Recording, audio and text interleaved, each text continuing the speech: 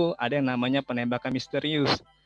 Jadi pada saat itu angka kriminalitas itu sangat tinggi sehingga ada perintah itu kalau ada yang membuat kejahatan itu langsung tembak di tempat. Jadi sampai sekarang kasusnya itu belum selesai, itu dikenal dengan penembakan misterius.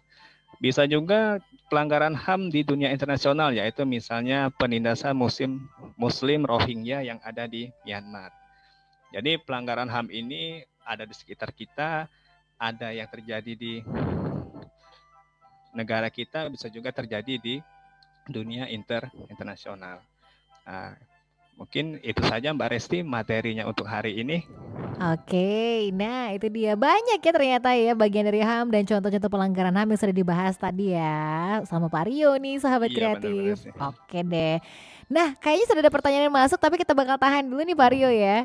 Jadi untuk sesi tanya Oke Mbak. jawab ya untuk siswa juga bisa langsung kamu bisa tanya di WhatsApp Roda FM di 0857 2-nya 5 kali 916 nih terkait dengan topik kita buat hari ini ya adalah seputaran hak asasi manusia untuk mata pelajaran PPKN bersama dengan Bapak Rio Yuliansyah yang merupakan guru di SMA Sriwijaya Negara Palembang untuk kelas 11 loh ya untuk pembelajaran buat hari ini.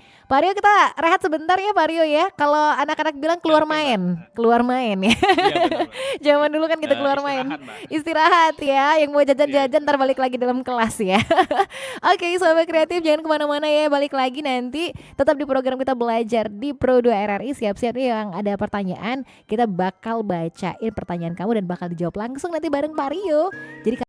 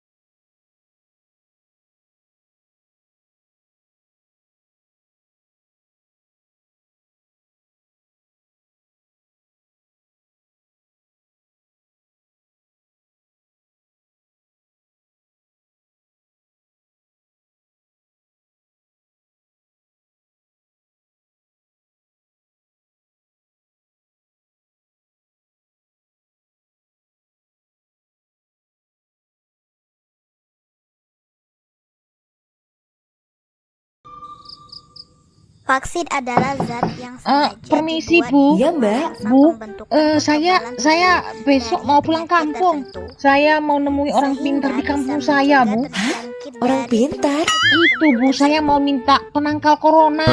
Saya tuh khawatir kok Bu dengan virus corona sekarang ini. Apalagi katanya sekarang sudah ada varian baru Bu. Kan sekarang sudah ada vaksin yang akan diberikan gratis untuk masyarakat yang memenuhi syarat untuk divaksin. Oh. Setelah divaksin, akan terbentuk kekebalan kelompok sehingga masyarakat bisa kebal dari virus corona. Memangnya aman ya Bu? Prosesnya sudah mengikuti tahapan pengembangan vaksin kok, Mbak, sehingga aman bagi masyarakat. Tapi, meski sudah ada vaksin, kita tetap harus menerapkan protokol kesehatan. Nah, jadi Mbak nggak perlu pulang kampung untuk ketemu orang pinter. Mama nih, baru orang pintar yang sebenarnya. Ya.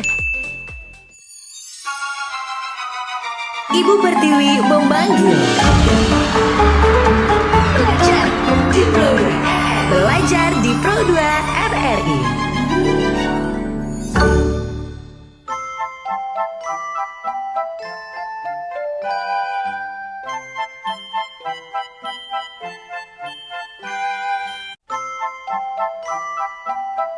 Disiarkan dari kawasan Metropolitan Radio nomor 2 kilometer 4 Palembang, RRI Pro 2 FM, suara kreativitas, sahabat kreatif. Balik lagi ya, kita di program belajar di Pro 2 RRI. Nah, tadi sesi pertama nih, Pak Rio udah panjang lebar menjelaskan banyak hal nih terkait hak asasi manusia, karena kita belajar untuk mata pelajaran PPKN loh untuk hari ini, sahabat kreatif, untuk teman-teman di kelas 11. Jadi Pak Rio ini adalah guru di SMA Sriwijaya Negara Palembang. Sapa lagi ya Pak Rionya. Hai Pak Rio. Hai Mbak. Iya deh. Sesi ini tanya jawab loh Pak Rio ya. Jadi kita bakal ngebacain pertanyaan-pertanyaan yang masuk nih. Banyak siswa yang bergabung dan juga ini banyak juga siswa dari sekolah lain loh hari ini bergabung juga untuk bertanya kayaknya nih Pak Rio ya. Oke, boleh kita bacain pertanyaan yang masuk di WhatsApp Pro 2 FM di 085725 kali 916 ya. Boleh deh. Yang mau tanya juga silakan ya, boleh ke WhatsApp kita atau juga boleh langsung aja di YouTube channel RRI Palembang di live chat kita. Tapi jangan lupa subscribe-nya juga dong sahabat kreatif ya. Oke, pertanyaan yang masuk ini dari Sekar, siswi SMA Muhammadiyah 1. Nah, kan ini lintas sekolah yang nanya nih kayaknya. Katanya Pak mau bertanya bagaimana dengan orang yang punya hajatan tapi menutup jalan umum sehingga kendaraan tidak bisa lewat. Apakah ini termasuk pelanggaran HAM Pak? Itu yang pertama ya. Suka ada hajatan ya Pak. Yang kedua, katanya guru yang lebih sering menganak emaskan salah seorang siswa juga apakah termasuk dalam pelanggaran HAM? Terima kasih Pak. Nah, gimana nih Pak Rio jawabannya nih? Halo Pak Rio? Wah kayaknya koneksi kita ya agak sedikit terkendala dengan Pak Rio. Pak Rio bisa mendengar? Iya Mbak. Oke, cukup jelas ya Pak Rio pertanyaannya? Bisa diulang lagi Mbak? Oke, diulang kembali ya. Ini pertanyaan dari Sekar, Pak Rio. Katanya mau nanya gini nih. Bagaimana dengan orang yang punya hajatan tapi menutup jalan umum sehingga kendaraan tidak bisa lewat? Apakah ini termasuk dalam pelanggaran HAM? Itu yang pertama Pak. Yang kedua, guru yang lebih sering menganak emaskan salah seorang siswa juga apakah termasuk tindakan pelanggaran HAM? Terima kasih katanya. Gimana nih Pak? Pertanyaan Sekar. Oh, iya. Oke Mbak. Terima kasih Sekar dari SMA Muhammadiyah 1 Mbak ya. Ya betul banget. Iya, ini pertanyaan bagus sekali sih Mbak. Bagaimana dengan orang yang menggelar hajatan tetapi dia menggunakan jalan umum Mbak ya? Nah, kalau untuk suatu hari atau hanya untuk waktu tertentu saja, itu bisa dikatakan kalau saya secara pribadi itu tidak melanggar hak asasi manusia, karena dia menggelar acara itu hanya 1 hari atau 2 hari, Mbak. Biasanya jauh-jauh sebelum tempat hajatan itu sudah ada tandanya bahwa jalan ini itu ditutup untuk sementara. Nah, kemudian juga biasanya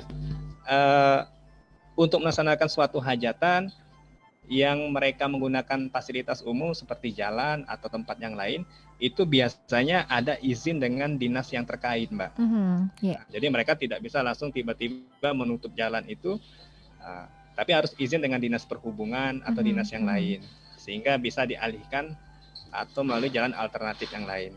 Nah, itu untuk jawaban dari Sekar, Mbak. Iya, itu yang pertama ya, Pak. Oke, yang kedua tadi tentang guru menganak emaskan itu loh, Pak.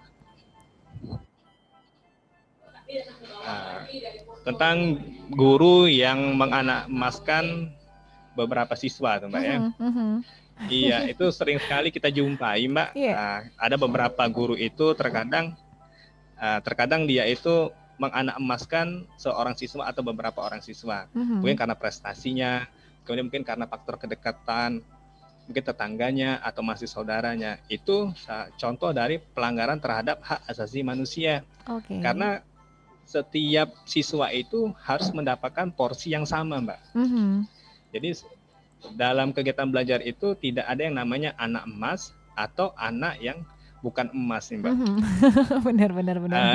Jadi memang terkadang ada anak itu anak yang menonjol kalau dia yang paling pintar. Mhm, Tapi mhm. justru guru itu harusnya lebih memperhatikan anak yang kurang dalam kegiatan Mhm. belajar itu, Mbak. Oke. Bagaimana dia memotivasi anak yang kurang dalam belajar tadi agar bisa sama dengan temannya yang tadi.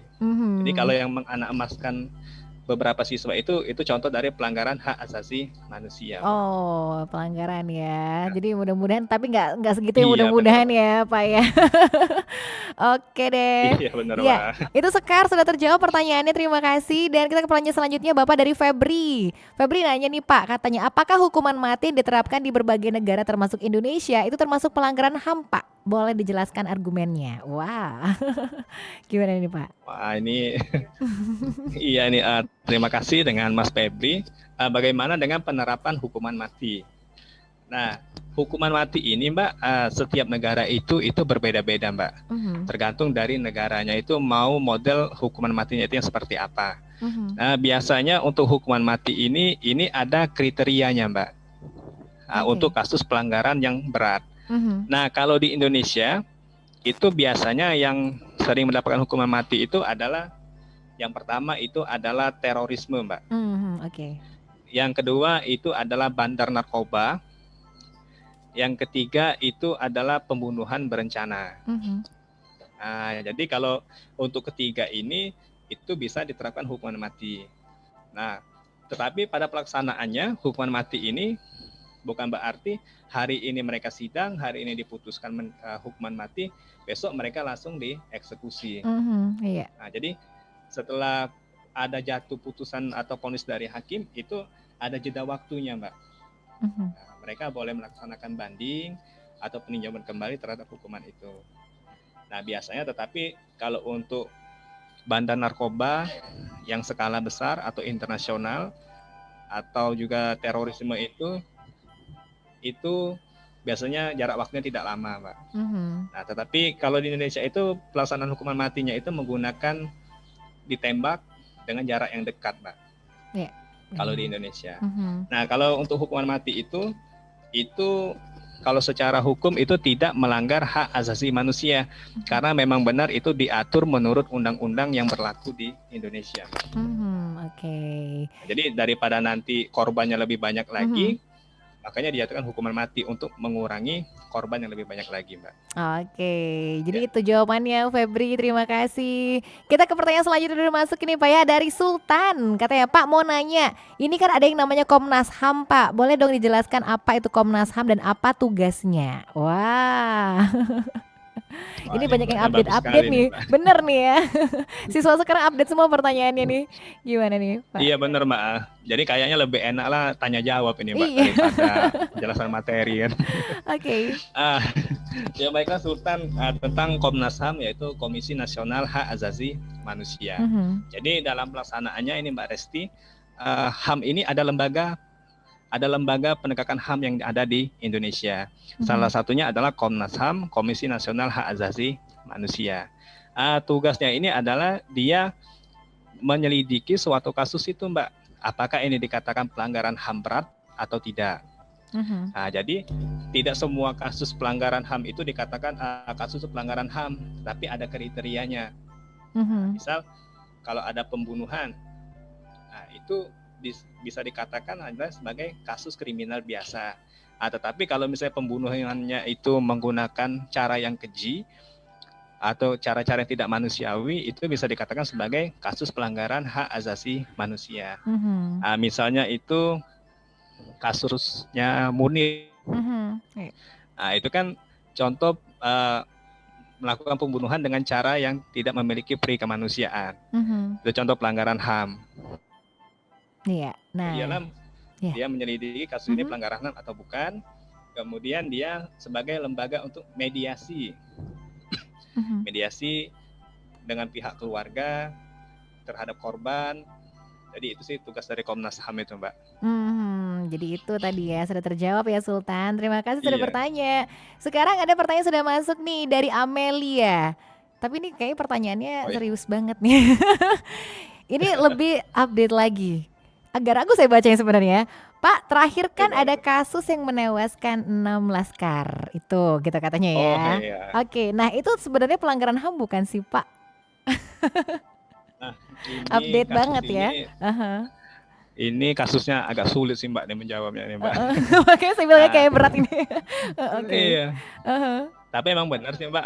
Kemarin kan ada berjumpa siswa, mereka pun sama. Mhm. Pak, kalau yang EPI itu melanggar hak asasi manusia atau bukan? Mhm. Nah, jadi sebenarnya kalau seandainya yang memang laskar EPI itu Mbak, dia itu warga sipil yang tidak bersenjata, itu bisa dikatakan sebagai pelanggaran hak asasi manusia. Karena Mhm. pihak kepolisian itu menyerang warga sipil. Mhm. Nah, tetapi kalau seandainya yang ada di dalam mobil tersebut itu bukan warga sipil, itu bisa dikatakan itu bukan pelanggaran hak asasi manusia. Mhm. Jadi makanya kepolisian itu harus dibuktikan terlebih dahulu Oke. terhadap kasus penembakan laskar EPI yang kemarin itu, Mbak. Mhm. Jadi kalau memang warga sipil itu pelanggaran HAM dan harus diusut tuntas. Mhm. Tapi kalau dia itu memang bukan warga sipil, nah itu tidak menyalahi aturan yang ada di Indonesia, Mbak. Oke, pokoknya memang harus sedang lebih diusut lagi kasusnya begitu ya Pak ya, baru bisa dikatakan ini Iya pelanggaran benar, atau Mbak. bukan gitu kan. Iya. Oke, kita ke pertanyaan selanjutnya, ini banyak yang masuk ke soal HAM nih kayaknya ya. Oke, ini dari David katanya, Pak boleh dong kasih contoh bentuk dukungan yang bisa dilakukan warga masyarakat untuk upaya penegakan HAM. Wah, ini kayaknya warga negara yang baik nih ya David ini. Iya benar ini. Kalau untuk cara kita mendukung pelaksanaan HAM yang ada di masyarakat, mungkin kita bisa yang pertama meningkatkan kesadaran kita Mbak terhadap hak asasi manusia. Di mana dalam pelaksanaannya hak ini berhubungan dengan kewajiban. Kita boleh melaksanakan atau menuntut hak kita, tetapi kita juga harus menghormati dan menjaga hak orang lain. Oke. Jadi yang pertama kita harus meningkatkan kesadaran diri kita sendiri. Kemudian itu mungkin aparat penegak hukum itu harus lebih profesional Mbak dalam menegakkan hukumnya. Karena terkadang ada beberapa oknum ini yang sering menyalahgunakan kedudukan atau posisinya. Kemudian juga bisa juga dengan menggunakan teknologi itu dengan baik dan cermat. Jadi jangan semua berita atau konten yang tidak baik atau tidak benar itu kita share Mbak. Apalagi sekarang ini di media sosial ini kalau saya perhatikan banyak sekali hal-hal yang bisa membuat perpecahan. Misalnya ini sebentar lagi mau suntik vaksin corona Mbak, ini mulai banyak pemberitaan kan. Banyak banget ya. Jadi kita mau suntik, mau divaksin takut ini Mbak. Benar-benar. Jadi ada yang bilang oh vaksin ini aman, ada yang bilang oh ini berbahaya. Jadi kita bingung kan. Kemudian mungkin pemerintah juga harus menghilangkan atau meminimalisir kesenjangan sosial yang ada di masyarakat dengan menciptakan lapangan pekerjaan yang baru. Nah, itu sih kalau untuk mendukung atau usaha kita dalam menegakkan hak asasi manusia yang ada di Indonesia ini. Oke, gitu ya. Kita ke pertanyaan selanjutnya. Ini borongan pertanyaan kayaknya ya. Oke, ini dari Saraswati katanya, Pak mau tanya ini bullying itu kan katanya melanggar HAM Pak. Terus langkah apa dong harus kita lakukan untuk menghentikan bullying ini sendiri? Wah, bener nih. Oh ini bullying bener sih Mbak. Bullying ini atau bully ini kan sering kita jumpai Mbak. Baik di tingkat sekolah maupun di masyarakat. Ini contoh pelanggaran hak asasi manusia. Tetapi pelanggaran HAM-nya ini bukan merupakan pelanggaran yang berat. Tetapi tentu saja ini memiliki dampak yang tidak baik bagi perkembangan anak, baik itu psikologinya maupun dampak fisiknya, Mbak. Mhm. Jadi kalau cara kita untuk menghentikan bullying ini mungkin kita harus meningkatkan kesadaran kita bahwa kita kalau seandainya ada teman kita yang memiliki suatu kekurangan atau kelemahan, mungkin teman-teman yang lain itu menutupi, bukan malah melakukan bully terhadap anak tersebut. Mhm.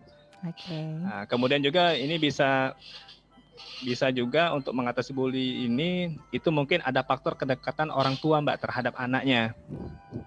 Nah, jadi orang tua itu baik anak itu masih kecil, dari TK sampai yang sudah besar atau sudah kuliah, itu harus kita faktor dekat dengan anak kita. Terkadang kita ini kan sibuk, Mbak, pergi Iya, benar. pagi, pulangnya malam. Iya. Iya. Bener ya, Pak. Eh, Aduh, betul. Pergi pagi, pulangnya malam, sampai di rumah kita kan, oh anak kita lagi murung, harusnya kita sih lebih dekat dengan anak sih, Mbak. Oke. Itu mungkin untuk yang bulinya itu, Mbak. Jadi faktor orang tua juga menentukan juga ya, Pak ya. Ada rasa nyaman, Iya. ada tempat cerita tuh bakal lebih baik sebenarnya ya. Untuk anak-anak Iya, dengan benar, kasus Mbak. dibully dan lain-lain. Oke, itu dia. Kita ke pertanyaan selanjutnya yang udah masuk dari Farel. Waduh. Banyak udah masuk nih ya, sebentar. Nah, katanya ada juga kan yang namanya Komnas Anak nih, Pak. Tolong dong dijelaskan ini apa beda dengan Komnas HAM. Nah, ada Komnas Oke. Anak juga. Ada, benar, Mbak. Ada juga sih Komnas Perempuan, Mbak. Ada juga ya Jadi, Komnas Perempuan gitu. iya, ada Oke. juga. Jadi, Sekalian dijelasin deh, Pak, semuanya kayaknya nih. iya, boleh. Jadi Komnas HAM ini, Mbak, dia ini adalah Komisi Nasional Perlindungan Anak Indonesia, atau kalau kita sering kita lihat itu dengan KPAI, Mbak, Komisi Perlindungan Anak Indonesia. Nah, di sini tugasnya adalah untuk melindungi anak-anak yang ada di Indonesia. Jangan sampai hak-hak mereka itu dilanggar oleh orang tuanya atau oleh orang lain, Mbak. Misalnya ada suatu perusahaan yang mengerjakan anaknya itu di bawah umur. Nah, itu tugas dari Komnas Anak ini, Mbak, atau KPAI ini, untuk mengusut bahwa ini adalah suatu pelanggaran terhadap hak asasi manusia.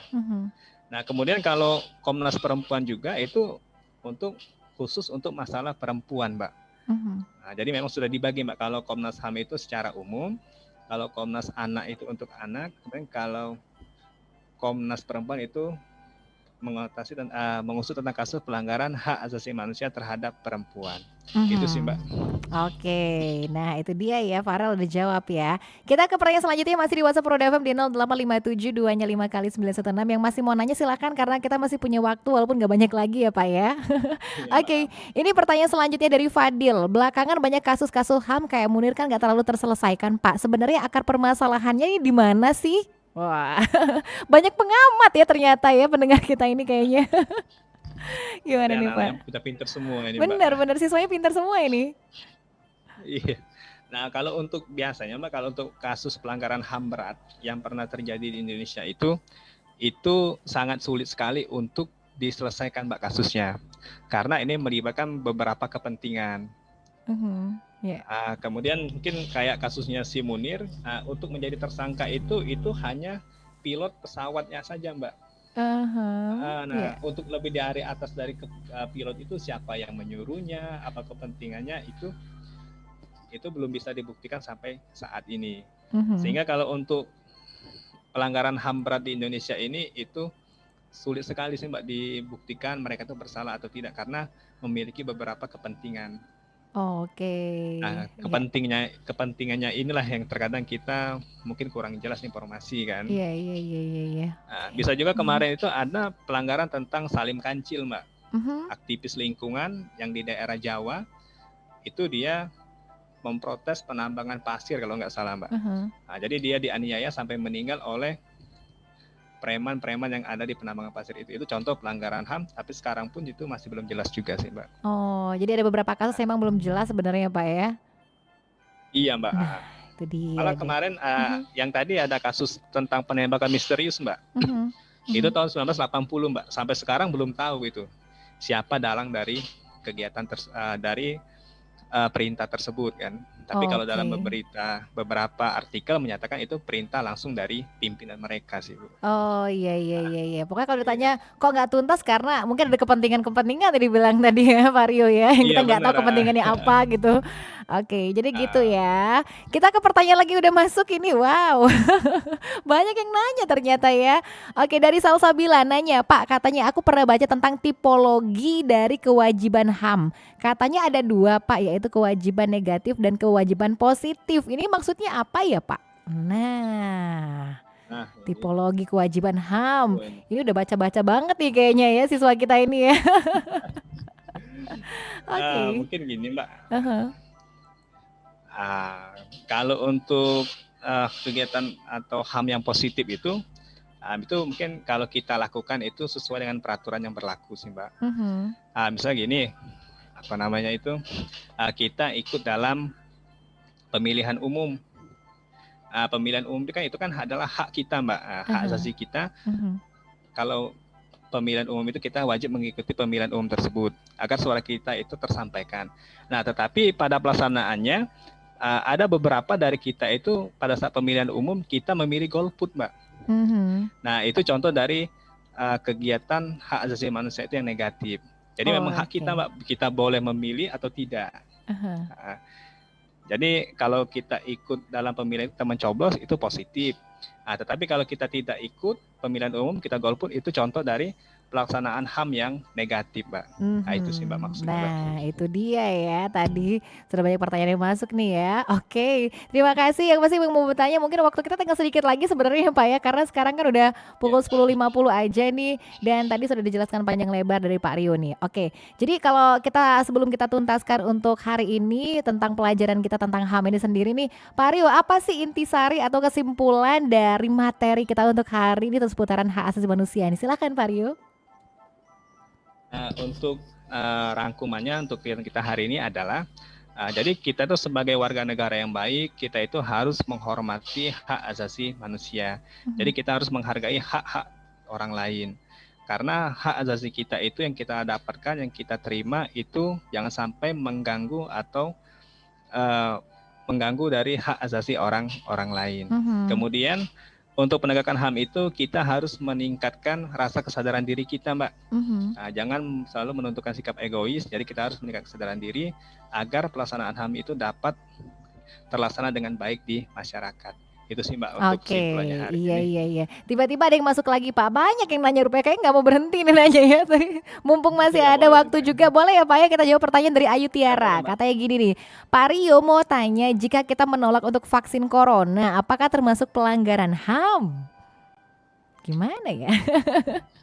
Aduh ini. Iya nih, karena memang masih ada yang pro dan Ah, kontra juga seputaran vaksin ini sendiri ya Pak. Ada yang suka, ada yang takut nggak mau divaksin misalnya nih. Kalau nolak gimana nih Pak? iya. Aha. Kalau sebenarnya sih kalau vaksinasi itu Mbak, kalau pemerintah sudah mewajibkan, berarti kita semuanya harus ikut vaksinasi tersebut Mbak. Aha. Tapi sebenarnya kalaupun seandainya kita menilai vaksinasi ini kalau nggak mau itu melanggar HAM. Nah, kalau seandainya itu, aduh gimana nih menjawabnya Mbak? Agak ngejelimet juga nih kayak pertanyaannya Iya, dari Ayu Tiara ini ya. Oke, karena memang ini kan juga iya, kalau ngomong soal ini kan juga terkait orang banyak ya Pak ya. Mungkin untuk satu orang yang nggak mau iya divaksin tapi betul. efeknya ke orang banyak juga gitu kan. Jadi gimana nih Pak kira-kira nih kesimpulannya nih? Kalau seandainya kita menolak vaksin, itu kan kita kan melawan dari aturan pemerintah, Mbak. Aha.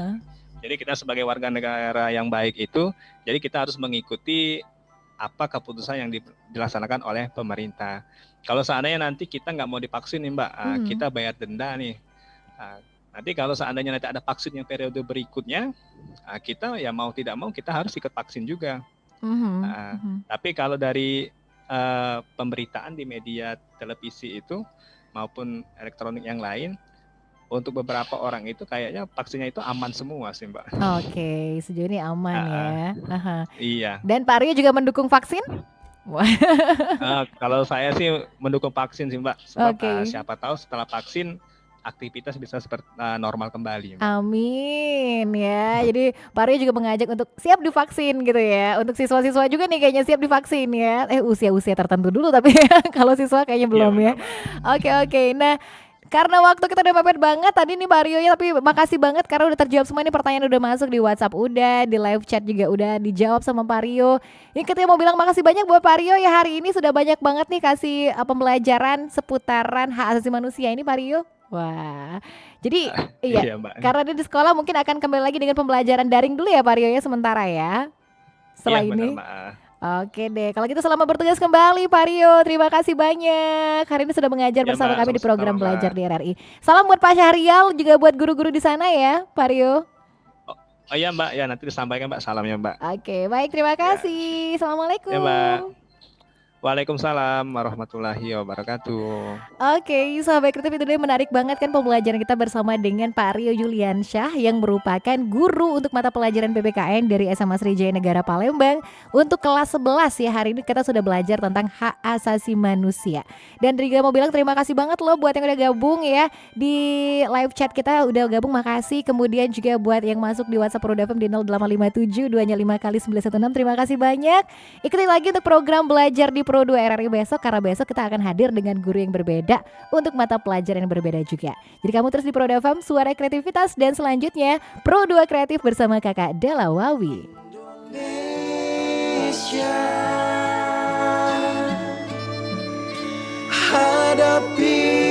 hadapilah dengan tulus dan ikhlas. Ini pasti berlalu. Indonesia.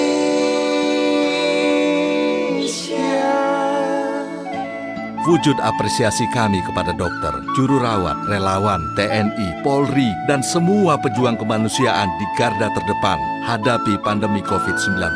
Kalian adalah pahlawan sejati.